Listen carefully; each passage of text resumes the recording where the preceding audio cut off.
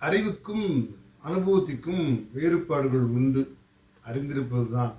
ஆனால் அனுபவம் என்பது அதனோடு சென்று பழகுவது.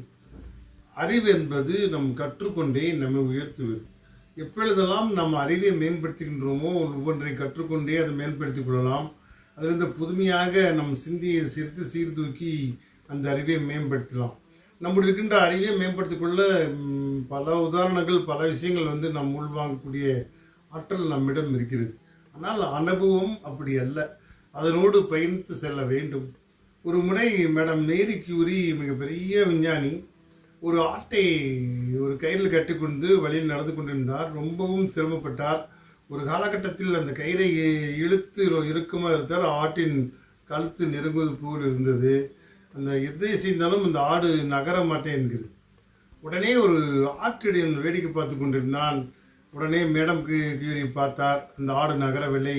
உடனே ஒரு தலையை முறித்து ஆட்டின் வாயில் வைத்தார். அதை சாப்பிட்டு கொண்டே அந்த ஆடு சுலபமாக நகர்ந்தது. அப்பொழுது மேடம் மேரி கியூரி சிரித்து கொண்டே இருந்தான்.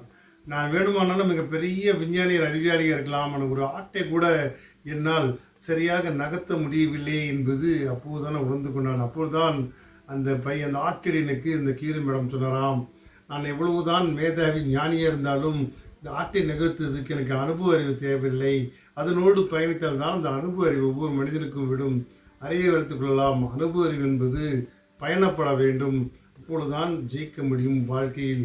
அறிவாளி வைத்து என்ன செய்வது? ஒரு சின்ன ஆட்டை கூட நகர்த்த முடியவில்லை என்று சிரித்து கொண்டே இந்த ஆட்டிடையும் தட்டி கொடுத்தாராம். மதிப்பீடு என்பது அறிவை பொறுத்து அல்ல. நீங்கள் அந்த ஒரு செயலில் சிறப்பாக செய்து அனுபவத்தோடு பயணப்பட்டால் அந்த மதிப்பு நம்மை அறியாமல் உயர்ந்து கொள்ளும். எனவே படிப்பறிவை விட, பட்டறிவை விட அனுபவ அறிவு தான் ஒரு மனிதன் வாழ்க்கையில் கரை சேர்க்கும். ஒரு முறை இதே போலதான் ஒரு கூட்டம் நடந்து கொண்டிருந்தது. ஒரு மரத்தில் 100 கிளிகள் இருந்தன. ஒரு கிளிகளில் சுட்டால் மீதி எத்தனை கிளிகள் என்று ஒரு கேள்வி எழுந்தது. எல்லோரும் 99 கிளிகள் என்று சொன்னார்கள். சில மாணவர்கள் கிளி இருக்கவே இருக்காது, அது இந்த சத்தத்தில் பறந்துவிடும் என்று சொன்னாராம். ஆம் நண்பர்களே, நிறைய இடத்தில் அந்த படிப்பறிவை விட இந்த அனுபவ அறிவு எவ்வளவு ஜெயிக்கும் என்பது புரிந்து கொண்டால் வாழ்க்கையில் அந்த அனுபவம் நம் கரை சேர்க்கும். ஒவ்வொரு நாளும் ஒவ்வொரு வகையிலும் நாம் கற்றுக்கொண்டதை அனுபவ ரீதியாக முன்னேறி சென்றால் வாழ்க்கையில் அது வெற்றி. படிப்பென்பது நம்ம ஒரு விஷயத்தில் உள்ளே நுழைவதற்குண்டான ஒரு நுழைவை செய்விட்டு தான் தவிர அதை ஜெயிப்பதற்குண்டான ஒரு பாதை. அனுபவம் என்பது புரிந்து கொண்டால் நம் வாழ்க்கையில் அனுபவத்தோடு நடத்தலாம்.